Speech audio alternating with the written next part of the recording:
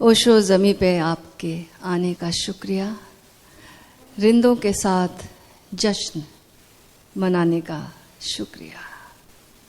जब भी ओशो जैसी हस्ती इस दुनिया में आती है तो निश्चित रूप से जश्न और उत्सव और रास लेकर आती है और हमें याद दिलाती है ऐसी हस्ती कि हम भी वही क्षमता रखते हैं, वैसे ही लीलावत जीने के लिए, वैसे ही रासमय जीवन जीने के लिए, उत्सवमय जीवन जीने के लिए। याद रखना, लीलामय उत्सवमय जीवन वही जी सकता है जो साक्षी चैतन्य में रमता है। जिसका तादाद में साक्षी चैतन्य से हो गया, उसी का जीवन लीलामय उत्सवमय जश्नमय हो सकता है। एक बार एक कहानी, एक घटना ही घटी समझो कि एक ट्रेन में एक व्यक्ति सफ़र कर रहा था। उसने देखा कि एक भिखारी सामने आया और सामने आकर गिड़गिड़ाने लगा और बोला कि मुझे भीख दीजिए। वो व्यक्ति काफ़ी अमीर था और भिखारी ने भी देखा था कि इतना अमीर व्यक्ति है तो अच्छी मोटी भीख मिलेगी, तो अच्छे से गिड़गिड़ाया जाए, थोड़ा पैरों पर गिरा जाए। गिरा, वो मांगी भीख। तो ये व्यक्ति जो था वो सेठ था और वो सेठ ने भिखारी को कहा कि तुम हमेशा मांगते ही रहोगे या कुछ देना भी सीखोगे?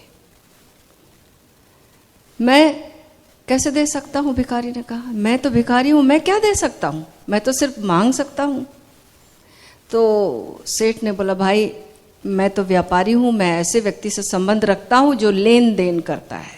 मैं देता और लेता, जो लेन देन कर सकता है उसी से मेरा संबंध होता है। तुम नहीं दे सकते तो मैं भी तुम्हें नहीं दे सकता।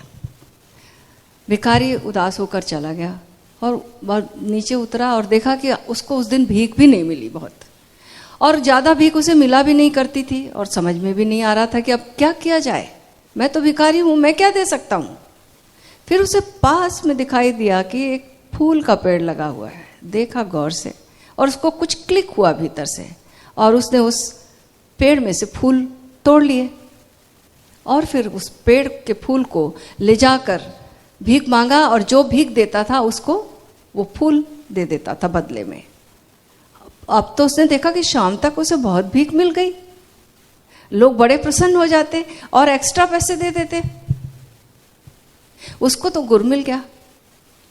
और फिर एक दिन वो फिर जा रहा था तो रास्ते में फिर टकराहट हो गई उसी सेठ से, और उस सेठ को इस भिखारी ने एक फूल ऑफर किया, प्रणाम किया और फूल दिया। सेठ बहुत खुश हो गया, उसने उसे पैसे दिए और बोले कि अब तुम व्यापारी बन गए। ये चौंक गया, मैं और व्यापारी, मैं तो भिखारी हूं। लेकिन ये बात जैसे ही उस सेठ ने बोला तुम व्यापारी बन गए, कहीं उसको घर कर गई। और जैसे वो बाहर निकला, स्टेशन से बाहर निकला, अब उसे आकाश में देखकर चिल्लाने लगा खुशी से, मैं व्यापारी हूं, मैं व्यापारी हूं। अब लोग बोले ये तो पागल हो गया भिखारी, लेकिन उसे तो कुछ सूत्र मिल गया था। साल भर वो आदमी नहीं दिखाई दिया कहीं पर भी। एक साल के बाद फिर वो पुनः आता है और एक साल के बाद फिर से उसी सेठ से, वो खुद भी बहुत अच्छे कपड़े सूट बूट पहनकर आता है और उसी सूट बूट पहने हुए सेठ से मिलता है और प्रणाम करते हुए कहता, आपने मुझे पहचाना? सेठ ने कहा, नहीं, मैंने तुम्हें नहीं पहचाना। तो भिखारी ने कहा कि मैं वही भिखारी हूं, आज मैं आपके तरह हो गया, व्यापारी हो गया हूं, और ये सूत्र, ये कुंजी आपने ही मुझे दी थी, जिसके कारण मैं व्यापारी हुआ हूँ और प्रणाम किया। क्यों, कैसे? उसने उसी फूल के बिजनेस को बहुत खेती की, बढ़ाया और दिन दूना रात चौगुना उसका बढ़ने लगा फूलों का व्यापार, और फिर एक्सपोर्ट भी करने लगा। इस तरह से वो बहुत बड़ा व्यापारी हो गया फूलों का। तो बात यह है कि हम जो मान लेते हैं हम वही हो जाते हैं। हमने जो मान लिया है, हमने सुन कर रखा है कि हम शरीर हैं, हमने सुन के रखा है कि हमारी ये रूपरेखा है, हम ऐसे दिखते हैं, हम वैसे दिखते हैं, हमारे ऐसे हैं, तो हम वही मान लेते हैं, क्षुद्रता में हम भरोसा कर लेते हैं, अपनी सीमा को हम अपना होना मान लेते हैं और हम वही हो जाते हैं, क्षुद्र मानते हैं, क्षुद्र हो जाते हैं। एडिसन के जीवन की घटना है। जब एडिसन छोटा था, बच्चा, स्कूल गया, पहली क्लास में पढ़ता था, उसके टीचर्स ने एक दिन एक पत्र लिख कर दिया घर पेरेंट्स को देने के लिए कि अपने घर में जाकर अपने माता पिता को देना। बच्चा लेकर आता है, एडिसन लेकर आता है ये पत्र वो पढ़ नहीं सकता था। उसकी मदर को उसने अपना पत्र दिया। मदर ने खोला, देखा, उस पत्र में लिखा था, आपका बेटा बिल्कुल मूढ़ है, किसी काम का नहीं है, ये स्कूल में हम इसे नहीं रख सकते, आप इस स्कूल से इसका नाम बेदाखिल करते हैं हम इसे। माँ ने ये पत्र पढ़ा और एडिसन को उठाकर सीने से लगा लिया, गले से। बोला, बेटा, तुम्हारे टीचर्स ने लिखा है कि तुम्हारे टीचर और वो जो स्कूल है ना, वो तुम्हारे लायक नहीं है, तुम्हारे योग्य नहीं है वो टीचर, और वो स्कूल भी तुम्हारे योग्य नहीं। कल से तुम बेहतर जगह पढ़ोगे, कल से तुम घर में ही पढ़ोगे, तुम्हें किसी बंधन की ज़रूरत नहीं है, मैं तुम्हें पढ़ाऊंगी। और फिर वो उसकी माँ ने उसे पढ़ाया। समय गुजर गया और एडिसन के बारे में सब जानते हैं, इतना बड़ा वैज्ञानिक बना, इतने आविष्कार उसने किए, इतना बड़ा व्यापारी भी था वो। एडिसन जो था व्यापारी भी था, साथ में बिजनेसमैन भी था और साइंटिस्ट भी था। इतने आविष्कार किए और अपने व्यापार को भी बढ़ाया उसने, इतना बड़ा व्यक्ति बना वो। जब उसकी मदर की डेथ हुई तो उसके कपड़ों को जब वो संभाल रहा था तो देखता एक छोटा सा पत्र मिला, और पत्र को जब खोल कर देखा तो उसे याद आ गया, ये तो बचपन के उसके स्कूल का पत्र है। अब तो वो पढ़ सकता था, पढ़ा तो देखा कि उसमें लिखा था, तुम्हारा बेटा बिल्कुल नालायक है, किसी काम का नहीं है, हम अपने स्कूल में इसे नहीं पढ़ा सकते। उसके आंखों में आंसू आ गए, उसकी आंखों में आंसू आ गए। उसकी माँ का एक वक्तव्य, अगर उसकी माँ ने ये बात उसे उस दिन बता दी होती तो वो कुछ और होता, और उसकी माँ ने वह दूसरी बात बताई तो उसका जीवन ही बदल गया। बुद्ध पुरुष आते हैं, संत पुरुष आते हैं, सत्पुरुष आते हैं, बोलते तुम शाश्वत हो, अमृतस्य पुत्र है, हमें कहते हैं, हमें भरोसा नहीं आता, हमें भरोसा नहीं आता, वो हमें बार बार याद दिलाते हैं। हम अपनी क्षुद्रताओं से बार बार एसोसिएट कर लेते हैं। ऐसे समझो कि हम किसी स्टेशन से निकल रहे हैं और रास्ते में सोनीपत आया और मैं बोलने लगूं मैं सोनीपत हूँ। किसी ने पूछा आप कौन हो, मैं बोलूँगी मैं सोनीपत हूँ। और फिर आगे ट्रेन चल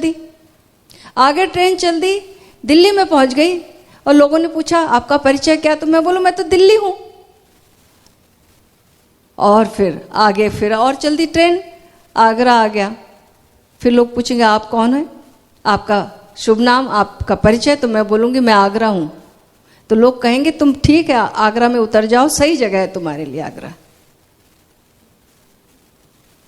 तुम आगरे के लायक हो। पागल लगेगा हमें ऐसा बोलना, लेकिन जब हम बच्चे थे तो हम कहते थे, हमारी जीवन की गाड़ी जो थी बचपन से गुजर रही थी, हम कहते थे हम बचपन में हैं, बच्चे हैं। फिर हम युवा हुए, युवा अवस्था से ये गाड़ी गुजर रही है तो हम उसी को एसोसिएशन उसका मान लेते कि हम ये हैं, युवा हैं। फिर वृद्ध होते तो सोचते हम वृद्ध हैं। जहाँ से गुजरती है जीवन की गाड़ी, ये शरीर की गाड़ी जिसमें की यात्रा हो रही है, हम उसी को अपना होना मान लेते हैं। क्षुद्रताओं से अपना तादाद में बनाते हैं, क्षुद्र हो जाते हैं। विराटता से अपना तादाद में बनाएंगे, हम विराट हो जाएंगे। तो दो तरह की साधना जो है वो,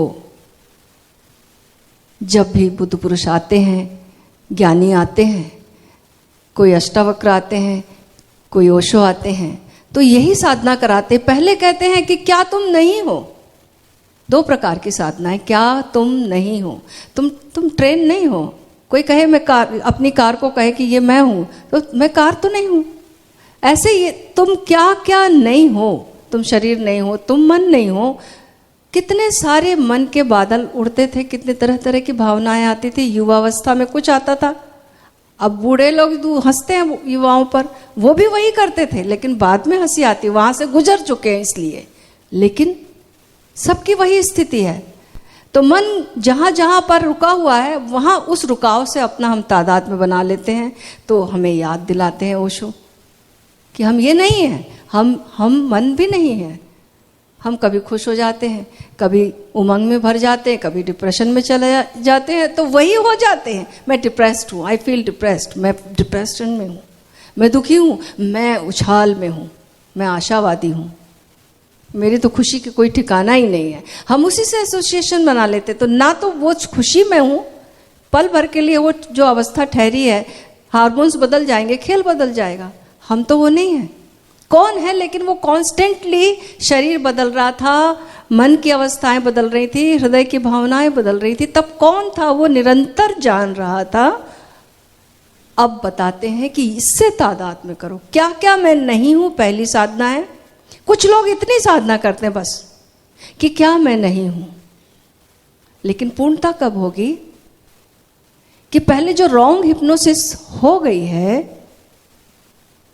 उसको तोड़ा, उसके बाद अब एक और हिप्नोसिस चाहिए। अब मैं क्या हूं, अब मैं क्या हूं, इसकी भी हिप्नोसिस चाहिए वापस, क्योंकि हमें भरोसा नहीं आता। एक बार की बात है, मुल्ला नसरुद्दीन जो है वो काफ़ी बीमार रहता था। अब बीमारी में उसको बार बार जाता था डॉक्टर के पास, और डॉक्टर परेशान उससे, एक ये टेस्ट करा दीजिए, वो टेस्ट करा दीजिए, हजारों टेस्ट कराता था। तो डॉक्टर ने एक दिन परेशानी में बोल दिया कि भाई ऐसा करो, तुम फलानी जगह एक हिल स्टेशन पर भेज दिया। बोला कि वहाँ पर आप जाकर आराम करो और फिर आकर लौट कर आओगे, फिर टेस्ट की बात करेंगे।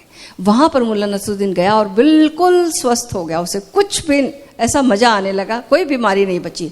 बड़ी खुशी खुशी में फिर डॉक्टर को फ़ोन करता, मैं तो बिल्कुल स्वस्थ हो गया हूँ, कोई बीमारी नहीं, ऊर्जा ही ऊर्जा है।